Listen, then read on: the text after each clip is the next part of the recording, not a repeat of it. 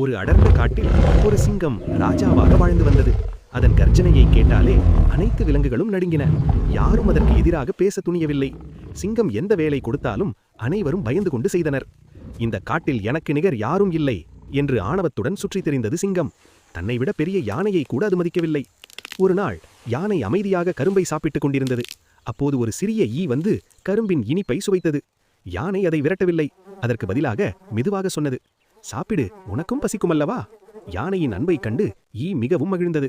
பிறகு யானை கேட்டது, இந்த சிங்கத்தின் ஆணவத்துக்கு ஒரு பாடம் கற்பிக்க முடியுமா? ஈ தைரியமாக சொன்னது, கவலைப்படாதீர்கள், நான் பார்த்துக் கொள்கிறேன். அடுத்த நாள் ஈ நேராக சிங்கத்தை தேடிச் சென்றது. அதன் முகத்தில் அமர்ந்தது. சிங்கம் கோபமாக கர்ஜித்தது, நீ யார்? என்னை சவால் செய்கிறாயா? ஈ அமைதியாக சொன்னது, முடிந்தால் என்னை பிடி. கோபத்தில் சிங்கம் தன் நகங்களால் அதை பிடிக்க முயன்றது. ஆனால் ஈ பறந்துவிட்டது. சிங்கம் தன் முகத்தையே கீறிக்கொண்டது. மீண்டும் ஈ முதுகில் அமர்ந்தது. சிங்கம் கடிக்க முயன்றது. ஆனால் மீண்டும் தவறியது.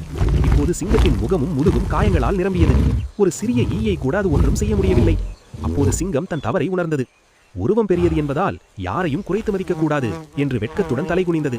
அந்த நாளிலிருந்து சிங்கம் தனது ஆணவத்தை விட்டது. அனைத்து விலங்குகளையும் மதித்து வாழ ஆரம்பித்தது. நீதி: உருவத்தை வைத்து யாரையும் எடை போடக்கூடாது. சிறியவனாக இருந்தாலும் பெரிய மாற்றத்தை உருவாக்க முடியும்.